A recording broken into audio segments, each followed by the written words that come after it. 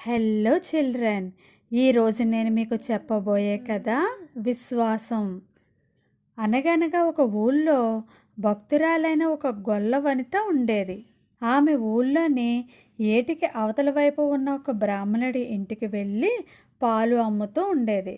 ఆమె రోజు ఆలస్యంగా వస్తూ ఉండడంతో ఆ బ్రాహ్మణుడు చిరాకు పడుతూ, ఎందుకింత ఆలస్యం చేస్తున్నావు అని అడిగాడు.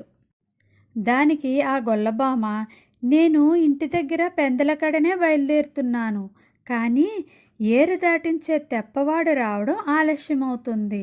ఒకవేళ వాడు వచ్చినా ఏరు దాటే వాళ్ళంతా చేరుకునేసరికి ఆలస్యం అవుతుంది అని చెప్పింది. అప్పుడు ఆ బ్రాహ్మణుడు భగవన్నామస్మరణ చేస్తూ, సంసార సాగరాన్నే ఈదవచ్చు కదా, అలాంటిది ఈ ఏటినే నీవు దాటలేవా అన్నాడు యథాలాపంగా బ్రాహ్మణుడు. అలా అనగానే ఆ గొల్లవనిత ఇదేదో బాగుందే అనుకుంటూ వెళ్ళిపోయింది. మర్నాడు గొల్లవనిత ఉదయాన్నే పాలు తీసుకురావడం చూసి బ్రాహ్మణుడు, ఎప్పుడూ లేనిది ఈవేళ ఇంత ముందుగా ఎలా వచ్చేశావు అని అడిగాడు. దానికి ఆ గొల్లవనిత, మీరు చెప్పినట్లే నేను దేవుడి పేరు తలుచుకుంటూ ఏరు దాటేసి వచ్చేశాను, నాకింకా ఆ తెప్పవాడితో పనే లేదు అని చెప్పింది. అలా చెప్పగానే ఆ బ్రాహ్మణుడికి మతిపోయింది. అయితే నీవు ఏరు ఎలా దాటావో నాకు చూపిస్తావా అని అడిగాడు బ్రాహ్మణుడు. ఓ, దానికేం భాగ్యం, నాతో రండి అయ్యగారు అని బ్రాహ్మణుడిని తనతో పాటు ఏటి వద్దకు తీసుకుని వెళ్ళి, మీరు రండి అంటూ తాను ఏటి మీద నడుచుకుంటూ వెళ్ళిపోసాగింది. కొన్ని అడుగులు వేసి వెనక్కి తిరిగి చూసేసరికి బ్రాహ్మణుడు పంచి ఎత్తుకొని ఏటిలో దిగడానికి అవస్థలు పడుతున్నాడు.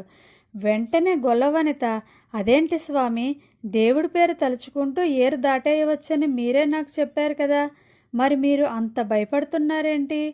అంటే మీకు దేవుడి మీద పూర్తి నమ్మకం లేదన్నమాట అంది. నిజమే కదా, భగవంతుని మీద భక్తురాలైన ఆ గొల్లవనితకున్న విశ్వాసం ఆ బ్రాహ్మణుడికి లేదనే విషయం వెల్లడవుతుంది. భగవంతుని మీద విశ్వాసంపై తీవ్ర పరితాపంతో భగవంతుని శరణాగతిని కోరితే తప్పకుండా ఆయన దర్శనం కలుగుతుంది, రక్షణ లభిస్తుంది. అదర్రా పిల్లలు, మనం ఏ పని చేసినా విశ్వాసంతో చేస్తే అది తప్పకుండా ఫలిస్తుంది. ఈ కథ కనుక మీకు నచ్చినట్లయితే ప్లీజ్ లైక్ చేయండి. Thank you.